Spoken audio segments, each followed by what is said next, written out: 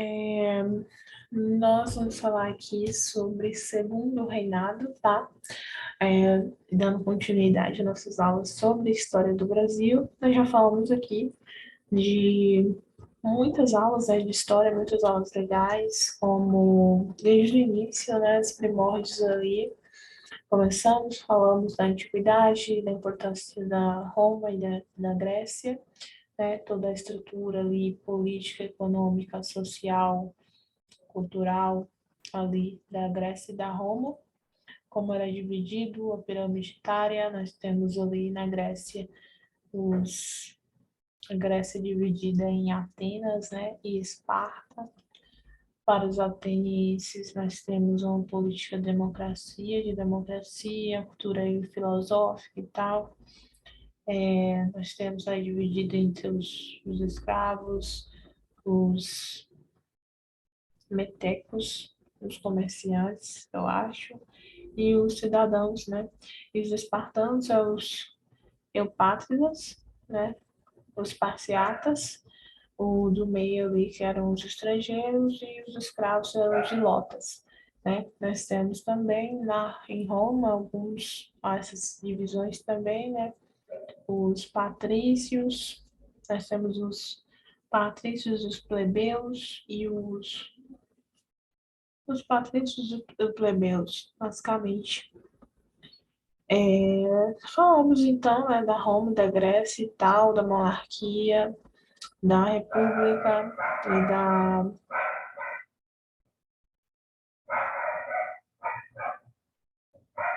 e do império, né, em Roma, no caso. Na Grécia também temos as divisões, né, temporais, cronológicas, que é basicamente o período pré-homérico, o período homérico, o período clássico e helenístico, né? Então, nós vimos todos esses.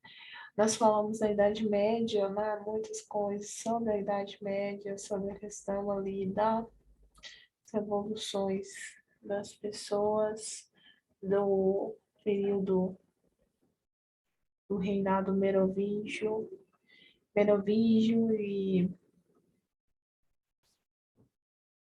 e merovingio. Falamos sobre como era a sociedade, né? A sociedade baseada no feudalismo, né? Que era um sistema feudal ainda. Nós tínhamos ali os servos, os, os, como é o nome? Os vassalos e os senhores feudais, né? Os vassalos, senhores feudais, ali na estrutura da sociedade, a pirâmide etária, a cultura baseada aí na questão da ruralização, da igreja, enfim, e muitas taxas, né, que levou aí o fim das revoltas e o fim realmente da Idade Moderna, da Idade Média, com uma vinda do Império Otomano até o início ali das grandes navegações, que põe fim aí à Idade Média, certo? Além da peste negra, enfim, todo esse contexto. Nós temos também, usando o contexto da Idade Moderna, que foi bem grande, né? A Idade Média foi a noite dos chamadas pejorativamente a noite dos 1000 anos. A Idade Moderna, nós temos aí o século das luzes, o início das navegações, descobrimentos dos europeus de vários continentes, várias regiões, a colonização da América Espanhola. Nós temos os vice-reinos, são vice-reinos, e nós temos as capitanias hereditárias no Brasil, capitanias gerais, né? Enfim, nós temos chapetones, aí a sociedade dividida em chapetones, crioulos e escravos indígenas. Nós vamos ter a mita, a encomienda, a mita nas minas, a encomienda na agrícola mesmo, né? Muito interessante. Nós vamos ter a questão lá do Tupac, Amaru. Nós vamos ter também a colonização da América Portuguesa, né, que já falamos. Enfim, a formação, em toda a questão, né, da reforma contra a reforma, o renascimento, a reforma contra a reforma, né, renascimento, a formação dos estados modernos, que mais? E a colonização da América Espanhola, por fim, da América Portuguesa, né, que nós fizemos aquele, né, e nós falamos também sobre a Revolução Francesa, as fases da Revolução Francesa, a monarquia constitucional, o período de terror, o 18 Brumário, não, o Diretório, por fim, 18 Brumário de Napoleão, que deu início ao período napoleônico, a era napoleônica, dividida em consulado e império. E, por fim, foi a Revolução, né, burguesa, é, entre que sobressaltou ali os jacobinos, os movimentos girondinos. Nós falamos, e por fim, né, depois o movimento liberal acabou suprimindo Napoleão e toda essa revolução aí liberal, essa revolução antiliberal, quer dizer, né?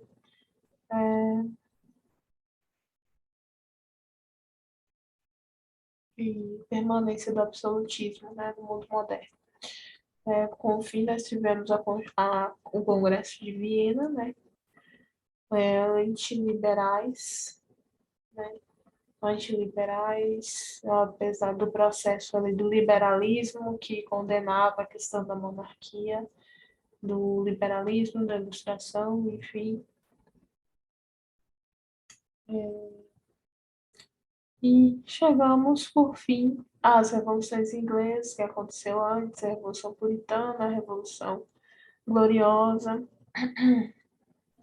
E por fim, nós adentramos na América Portuguesa, nós fizemos algumas aulas sobre a colonização inicial, esse contato inicial, o período pré-colonial, depois falamos do período colonial, né, do ciclo do açúcar, as relações entre escravos africanos e senhores, falamos sobre o ciclo do café, posteriormente, né, bem depois, mas antes, entre esses dois nós falamos a invasão da França, França Antártida e França Antártica, Maranhão e Rio de Janeiro. Falamos da invasão holandesa no Pernambuco.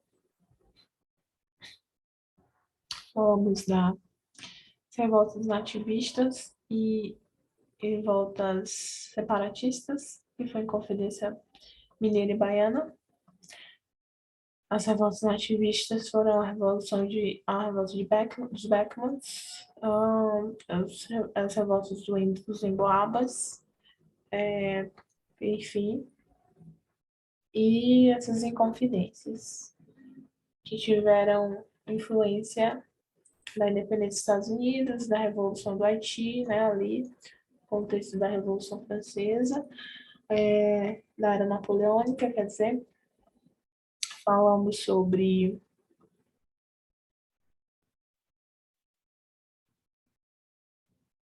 todo esse contexto, né, depois do processo ao período joanino, né, do João VI vindo para o Brasil, né, a abertura dos postos dos nossos amigos na Inglaterra, passou a comercializar com a Inglaterra, com isso o Brasil foi emancipado ao vice-reino de Portugal e Algarvares, alguma coisa assim, e processo de independência posteriormente, né, processo de independência por Dom Pedro I.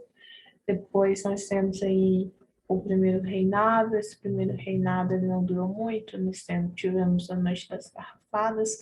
Dom Pedro I não era um bom governador, principalmente com a morte do jornalista. Foi o ápice. Teve a Noite das Garrafadas. Ele foi recepcionado com garrafas agarrafadas e ele teve que sair e deixou seu príncipe como príncipe regente e com isso iniciou o período regencial de 1930 a 1940, tá?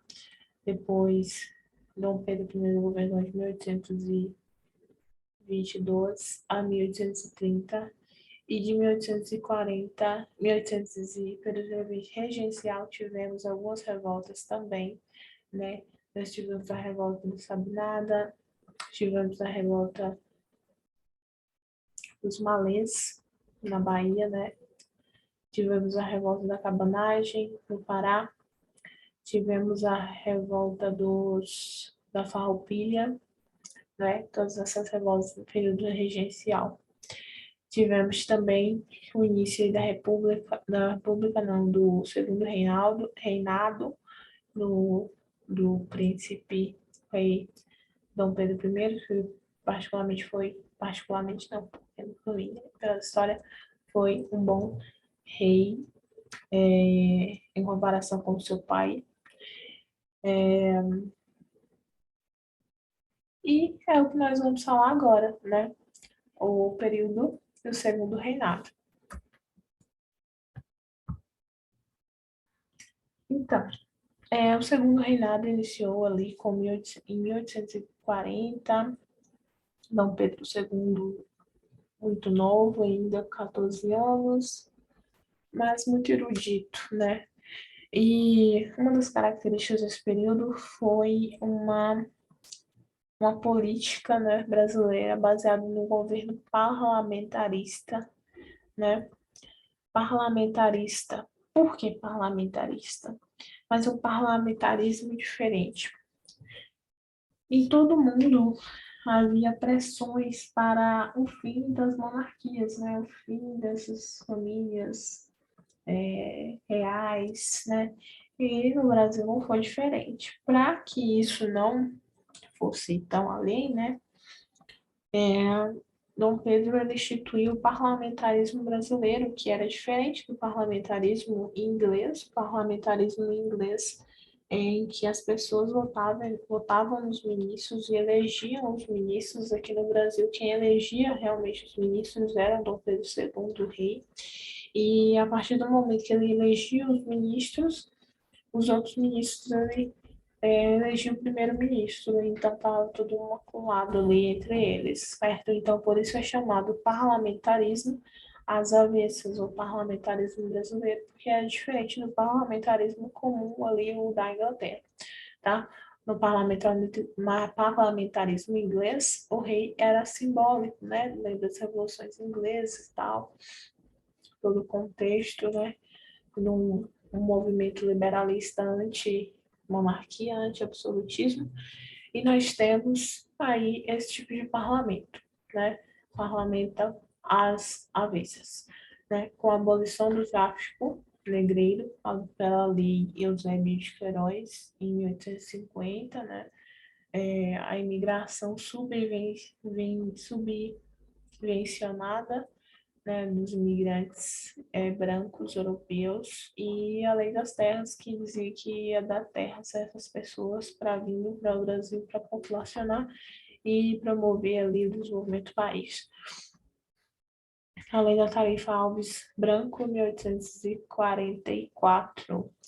E a espécie do o processo ali do Barão de Mauá, tá? Então, nós tivemos nesse período essa imagem ela diz muito porque Dom Pedro II era considerado um ótimo presidente, não, ótimo governante, não, ótimo rei, justamente porque ele sabia contornar aqueles ministros, né? Os partidos que tinham ali no seu governo, que eram os partidos liberais e o partido dos conservadores. Então, apesar disso, ele colocava ali sempre alternadamente ministros conservadores e ministros liberais, tá? Tanto em um ou alternava, né? E isso fazia com que ele agradasse a gregos e a troianos. E com isso ele conseguiu diminuir as divergências entre eles e fazer com que eles se, se tornassem bem comum, se aproximassem, né? E isso pode trazer para o contexto mais atual, né? Liberais e conservadores atualmente, esses dois partidos, né? Que nada mais são que as minorias, a teoria das elites. Uma elite sai e entra outra elite, né? Não há o que dizer, mesma coisa. Então, nós temos aí o equilíbrio político no segundo reinado, né? O carrossel, liberalistas e conservadores, né? Ele equilibrava, que ele, como o equilibrista entre esses dois partidos, né? Ele fazia essa alternância de liberais e conservadores, é importante frisar. A economia cafeeira. Então, nós falamos da política, agora vamos falar da economia, tá? A economia cafeeira, no período de Dom Pedro II, né? Nós tivemos o ciclo do pau-brasil, né? Nós tivemos o ciclo do açúcar, nós tivemos o ciclo do... Até então, o ciclo do açúcar. Pela decadência, inicia-se ao ciclo do minério, né? Fizemos questões sobre o ciclo do ouro, né? Fizemos algumas questões sobre as revoltas, justamente, os revoltos nativistas, justamente por isso, ou as relações ali entre os negros escravizados e os senhores. As taxas, né, que tinha ali no período do ciclo do ouro, e nós tivemos, posteriormente, a decadência do ciclo de ouro, né, que ajudou a financiar a Revolução Industrial, porque Portugal devia muito à Inglaterra. E nós temos aí a chegada do ciclo de café. Até hoje, o café é muito importante para o Brasil. E ele se perdura, o ciclo do café, até JK, ou seja, até 1950. Né? Até 1950 perdura aí a questão do café. Nós podemos dividir a economia cafeira em duas fases, a fase ali no oeste paulista não, no Vale do Parnaíba, né, que pega ali Rio de Janeiro e um pouquinho de São Paulo, tá? E nós dividimos a segunda fase com o oeste de São Paulo, o oeste de São Paulo propriamente dito, tá? Quais são as características da primeira fase da economia cafeeira? Ocorreu no Vale do Paraíba, né? Ali que pega, como eu falei, a região, já falei, Vale do Paraíba.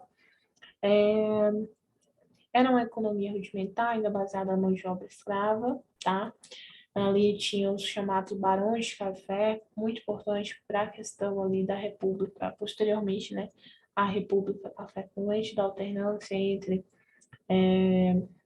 barões ali, ou as oligarquias entre São Paulo e Minas Gerais, né? Leite e café. A República Velha, República Oligárquica, tá?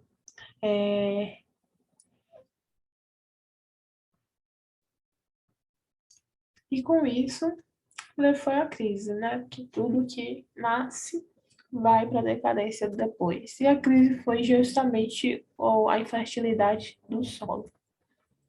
Depois nós temos a segunda fase, ocorrida ali no Oeste Paulista, tá? No Oeste Paulista. E era uma economia mais desenvolvida, com a chegada das ferroviárias, possibilitou o escoamento ali nas áreas litorais da produção de café. É marcada também pela mudança da mão de obra escrava africana pela a mão de obra de imigrantes europeus vindos com a promessa da lei das terras, né? Ah, das chamadas terras roças, terras férteis para cultivo e desenvolvimento pessoal e do país, com essa promessa, né? No entanto, essa promessa foi bastante, não foi bem favorecida, né? Foi colocada em prática, né? Porque Inicialmente eles vinham, tinham que usar as ferramentas dos senhores, enfim, acumulavam dívidas e nunca conseguiam prosperar. E com isso eles acabavam tendo que uma chamada escravidão por dívida, né, desses imigrantes vindos da Europa, né? Tanto que houve muitas proibições de imigrantes virem para o Brasil, justamente por isso, né? Aí nós tivemos o colonato, que eles pagam a vinda de imigrantes até que eles conseguem pagar, mas muitos não conseguiam pagar, né? Muitos custos. E você ficava devendo aos patrões, aos senhores, e acabam sendo escravizados por dívidas, né? A questão da abolição da escravidão ocorreu justamente não só por, por uma questão de direitos, né, humanos, tá? Mas uma questão de medo e também pela pressão ali da pressão econômica da Inglaterra. O nacionalismo brasileiro, né?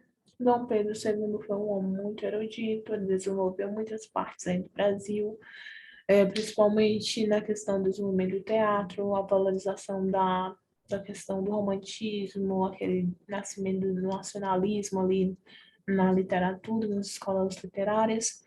Também não, criou o Instituto, o IHGB, que é o Instituto Histórico Geográfico Brasileiro, né? A formação, ele que disseminou o mapa geográfico brasileiro, a formação que contava a história e tal.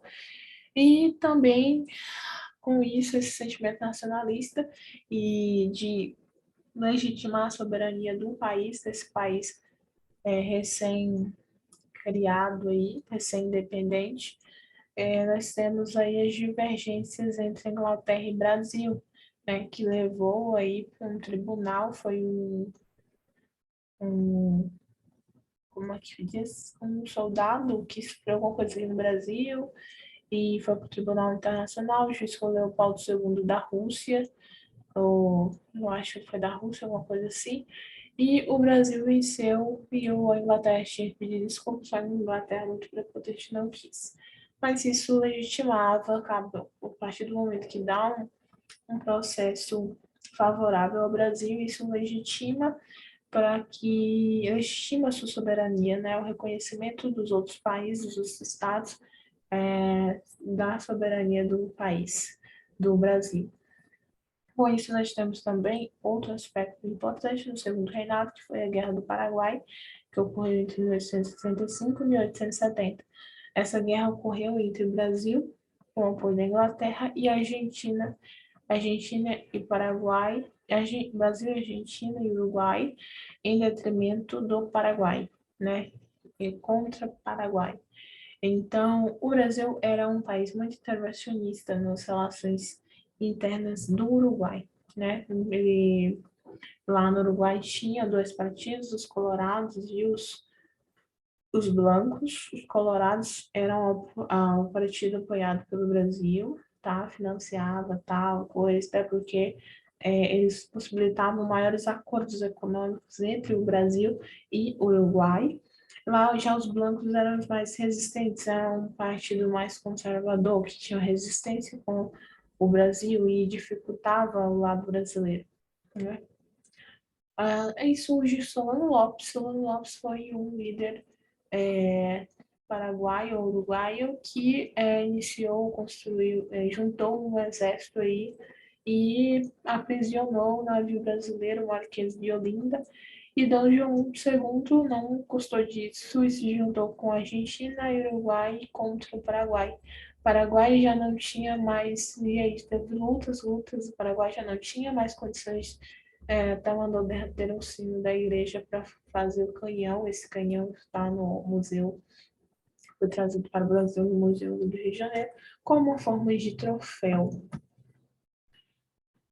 Mas, tanto para os outros países, né, Uruguai, como para o Brasil, Paraguai, como para o Brasil, houve as consequências dessa guerra, consequências que não, apesar do Brasil ter ganhado, não eram boas para o Brasil também, apesar que, sobretudo, já que o Brasil foi financiado pela Inglaterra. O Uruguai sofreu muito com a guerra, né, com o desgaste da guerra, e o Brasil também, né, teve muitas dívidas. Então aí começa o início da crise do segundo reinado, com o desgaste da guerra, com as divergências, né, entre as relações entre igreja e Dom Pedro II, já visto que Dom Pedro II era maçom, e a igreja não via, a igreja católica, né, a Apostólica Romana não via com bons olhos essa questão da maçonaria. Então, em alguns lugares do Brasil, alguns bispos impediram pessoas da maçonaria de frequentar a igreja, o que fez com que Dom Pedro II mandasse prender esses bispos e submeteu eles a atividades, ações comunitárias como penalidade, né? Isso fez com que se afastasse, né, essa questão da religiosidade, houvesse um hiato entre eles, tanto que o Papa veio e não deu a bula papal não, como diz? Ah, esqueci a bula papal, acho que a bula papal é aval, e isso já foi um ou outro ponto para a crise do segundo reinado, o desgaste da guerra, as tensões religiosas, né? Já visto que o Brasil ele tinha muito essa questão positivista de se afastar da religiosidade militarista de Augusto Conte, tanto que na bandeira nós temos ordem e progresso, que é um argumento, uma frase positivista, tá? Nós temos como esse ponto crise do segundo reinado, a questão religiosa. Outra questão que nós temos também foi a questão do fim da escravidão, né? Que com essa mudança de paradigma, né? Fez com que a população houvesse mudanças na sociedade, né? Então, em relação ao fim da escravidão, começou lá com a Lei Eusébio de Queiroz, de 1820, 1850, com o fim do tráfico negreiro. Depois nós temos a, o movimento abolicionista, né, intensificado, mas foi feito muito paulatinamente, né, com leis assim leis tentando contornar essa situação e prevaricar essa abolição propriamente dita. Então, nós temos aqui a Lei do Ventre Livre, em 1871, depois vem que a Lei dos Recém-Nascidos eram livres, né, que se nascessem a partir de 1871 eram livres. Nós temos a Lei dos Sexagenários, né, que aquelas pessoas que chegassem, aqueles escravos que chegassem até 60 anos eram livres, 1885, mas pessoas, eles dificilmente chegavam aos 60 anos, então eram leis muito, né? Lei do ventre livre, como é que o bebê iria, né, não ser criado pelos pais, né? Os pais continuariam escravos, então não faz sentido todas essas leis. E por fim, nós temos a lei, né, Áurea, em 1888, que pôs fim diretamente, mas também que não proporcionou nenhum tipo de política que inserisse essas pessoas na sociedade. Indenização também nessas pessoas, e pelo contrário, foram indenizados realmente foram aquelas pessoas, aqueles proprietários de terra que deixavam de ser escravizadores, né? E surge também, tem a questão do movimento republicano, que ganhou muita força. Dom Pedro II era muito respeitado, né? Eles não iam fazer essa coisa muito, tá? Mas o movimento republicano ganhou e Dom Pedro realmente saiu do governo em 1889 e dá início à República com Deodoro da Fonseca e a Primeira República.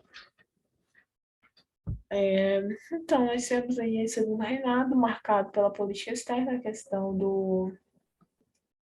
da Guerra do Paraguai, né? O principal produto era o café. As fases do café foi do Vale do Paraíba, como eu falei, do Vale do Café, e a fase do Oeste Paulista, Vale do Paraíba e Oeste Paulista. As fases do café foram essas. A mão de obra. inicialmente foi escrava, né? A Lei Eusébio de Queiroz, e o embranquecimento da população resultou aí no,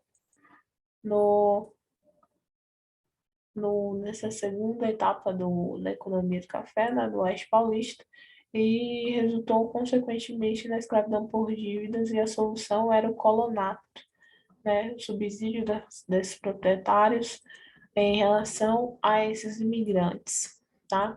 Depois nós tivemos a tarifa Alves Branco, né, que fazia uma balança comercial favorável, né, e o surto industrial do Barão de Mauá. Barão de Mauá. Então, balança comercial favorável, e depois nós tivemos a política externa, a questão do Chipre, a Guerra do Paraguai foi justamente pela posse da Bacia da Prata.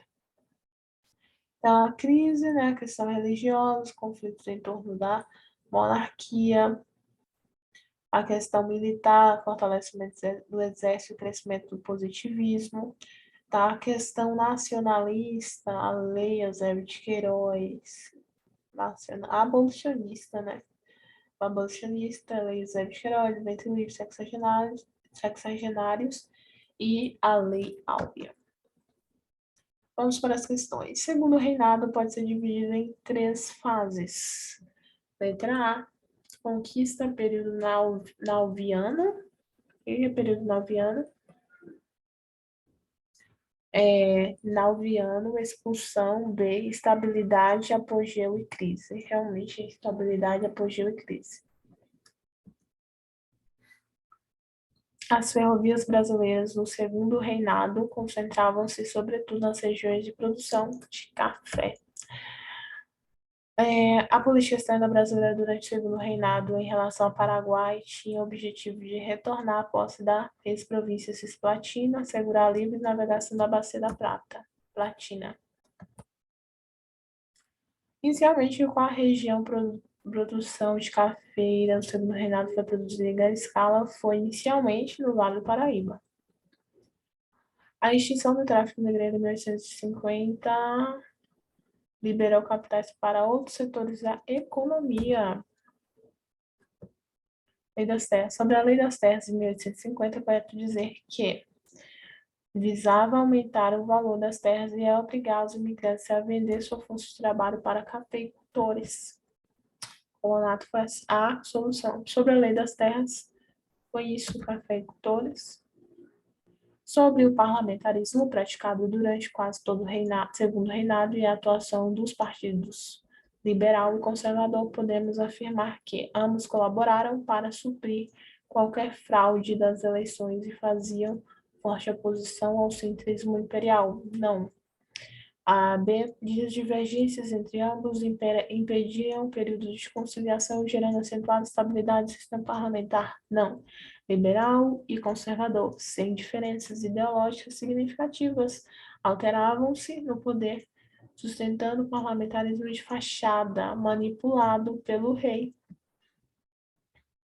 Quais foram os aliados do Brasil durante a Guerra do Paraguai? Foi Uruguai e Argentina. Primeira questão, contextualizada. Esse momento relatado propiciou várias contestações do sistema político brasileiro, os quais tinham entre suas bandeiras. Vamos lá, ler. Durante a segunda metade do século XIX, o Brasil viveu um período extremamente turbulento em sua história. Novas ideias emergiam diante de uma estrutura política que não atendia aos interesses de um grupo, a nova burguesia urbana que ascendia no cenário político da época, buscando representação e participação na vida política brasileira. Contudo, não encontravam espaço no sistema que vigorava até então. A base de sustentação do império, a monarquia monocultora escravista, via-se então em processo de desestruturação, sendo alvo de pesadas críticas. Esse momento relatado propiciou várias contestações do sistema político brasileiro, as quais tinham entre suas bandeiras, letra A, o fim da monarquia e a abolição da escravidão. Exatamente. Vamos lá. Boris Fausto. Pequenos ensaios de história da República. O deslocamento da produção cafeira do Vale do Paraíba para o Oeste Paulista deveu-se, entre outros fatores, o deslocamento da produção cafeira do Vale do Paraíba para o Oeste Paulista. Por quê? Geográfico, né? Fácil escoamento do café. Por isso foi para o Oeste Paulista. Gradativamente a produção do café concentrada e também a fertilidade do solo, né? No Vale Paraíba entrou em decadência. Antes da proclamação da República, o chamado Oeste Paulista superava a região do Vale como grande centro produtor. Pequenos ensaios de História da República de Boris Fausto. O deslocamento da produção cafeira do Vale Paraíba para o Oeste Paulista deveu-se, entre outros fatores, letra A, desenvolvimento pouco adequado do sistema de transportes, não. B, excepcional expansão do mercado interno do Oeste Paulista, não. C, a presença da pequena propriedade como célula básica e agroexportação. D, a inexistência da mão de obra escrava no Oeste Paulista, tinha sim. As condições geográficas do Oeste Paulista superiores à do Vale do Paraíba, era mais desenvolvido. Por isso, que foi outra, que foi do café. Vamos para a próxima. Vamos falar do positivismo. Nada mais conservador que um liberal no poder, nada mais liberal que um conservador na oposição. Essa fala é de Oliveira Viana. O texto se refere a letra A política positivista durante a Primeira República no Rio Grande do Sul, que se orientava pela doutrina de Augusto Conte e tinha como um dos seus lemas conservador, melhorando não.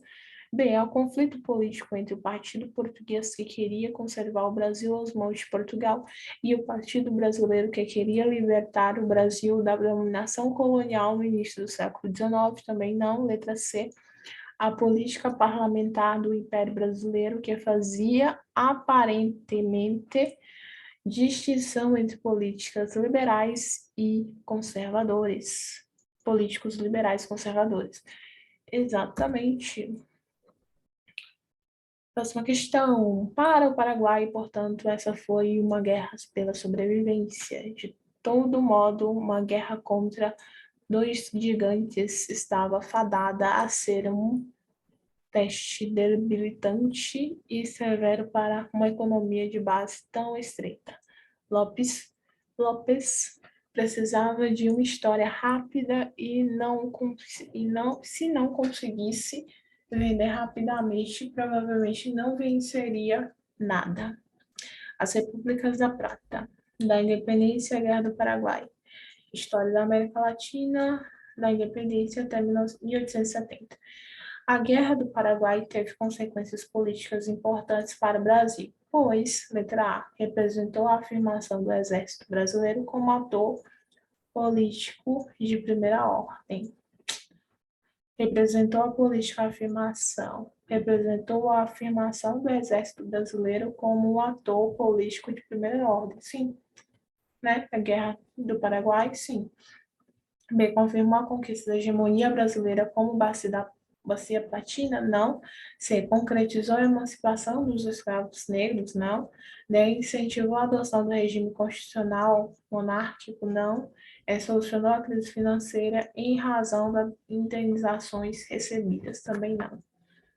Próxima questão. Com a Lei das Terras, de 1850, o acesso à terra só passou a ser possível por meio de compra com pagamento em dinheiro. Isso limitava ou mesmo praticamente impedia o acesso à terra para trabalhadores escravos que conquistassem a liberdade.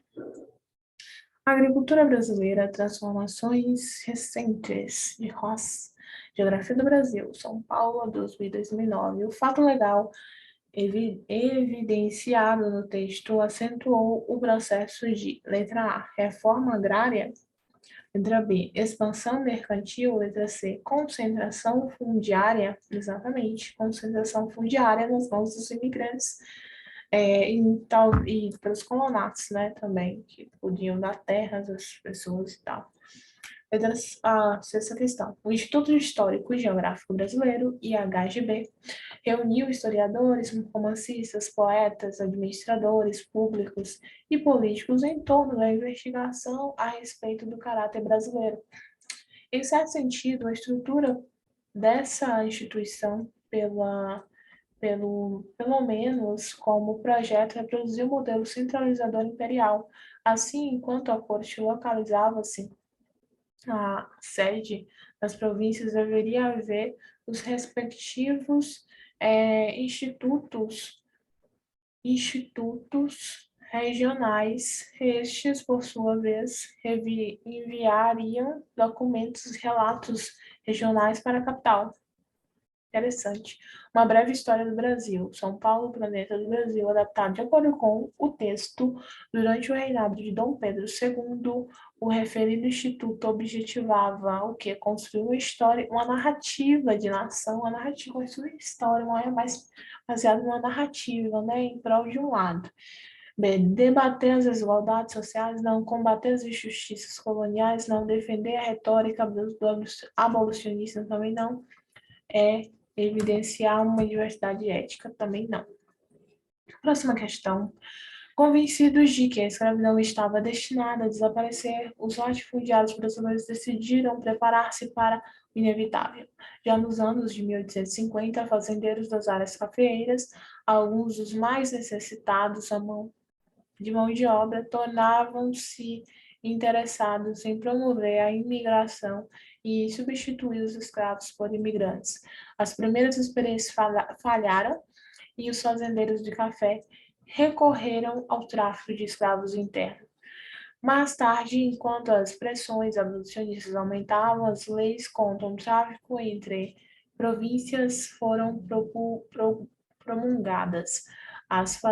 Os fazendeiros das áreas pioneiras buscaram na Itália os trabalhadores de que necessitavam. O texto caracteriza o fim da escravidão e o avanço da migração no Brasil como letra A imposição dos propósitos e das ações abolicionistas contra os interesses do conjunto dos cafeicultores brasileiros. Não.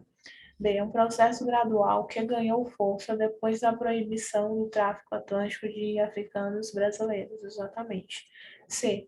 Uma tentativa liderada pelos setores avançados de cafeicultura de implementar uma democracia racial no país. D. O sucesso da ação do governo brasileiro que coordenou o abolicionismo e decretou a libertação dos escravos antes dos demais das demais nações no continente. Letra E.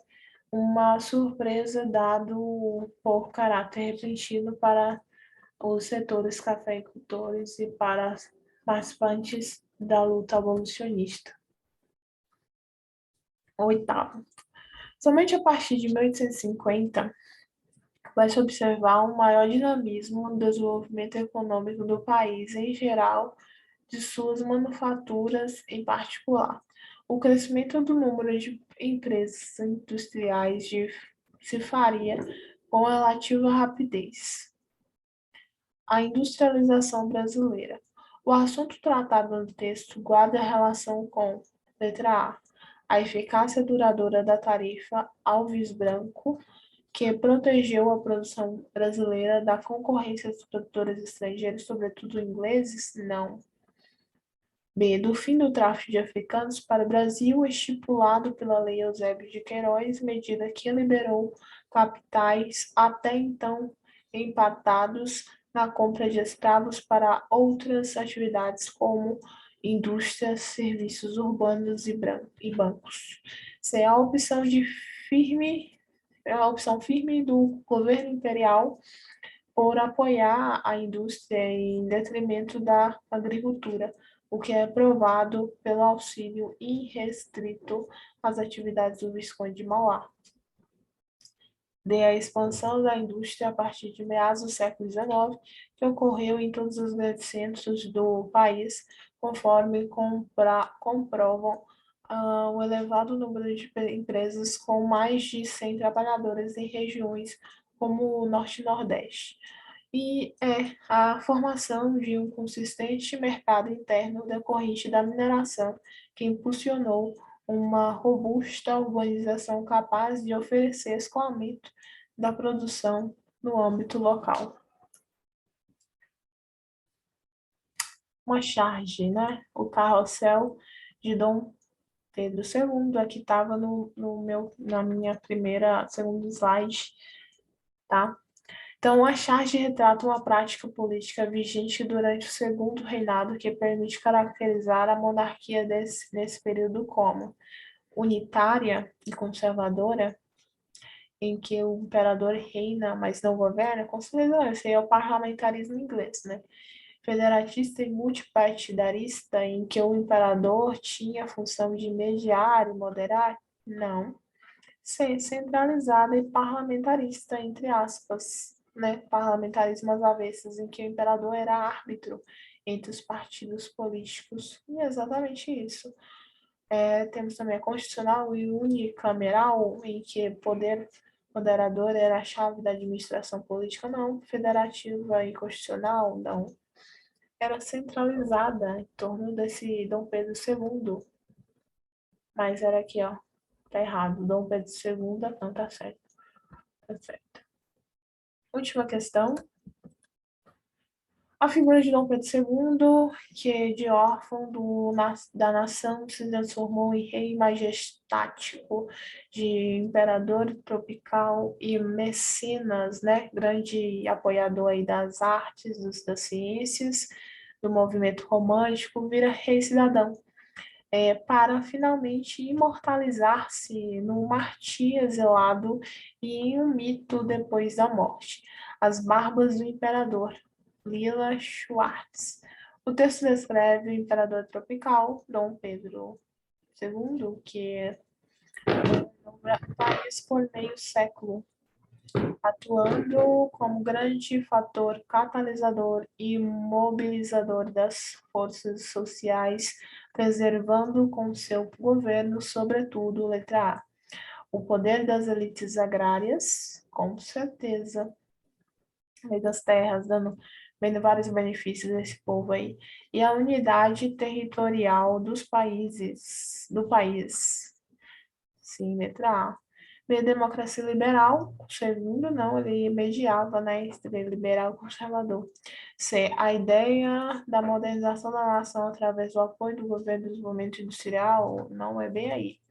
D, o equilíbrio social e distribuição de renda, com certeza não. Letra E, as boas relações com países latinos, privilegiando a diplomacia, com certeza não, a guerra aí do Paraguai. Então, essa é nossa aulinha sobre segundo reinado, tá? Aqui fala sobre como Dom Pedro II era, né? Privilegiador das elites agrárias. Aqui fala sobre o chamado equilíbrio, né? Dos partidos políticos. Aqui fala sobre muitas questões sobre o fim do tráfico negreiro, né? No segundo reinado. Muitas questões sobre a lei das terras, tá? Lei das terras, muitas questões sobre o mecenato de Dom Pedro II, né?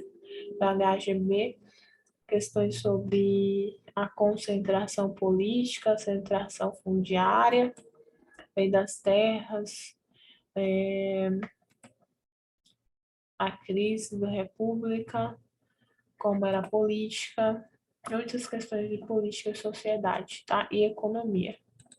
Então, nós temos política, parlamentarismo, equilíbrio aí dos partidos, economia, política cafeira, sociedade, questões aí do fim do tráfico negreiro, e cultura baseada aí no mecenato de Dom Pedro II, com teatro, romantismo, o IHGB, enfim. Então, isso é a nossa aulinha sobre o segundo reinado.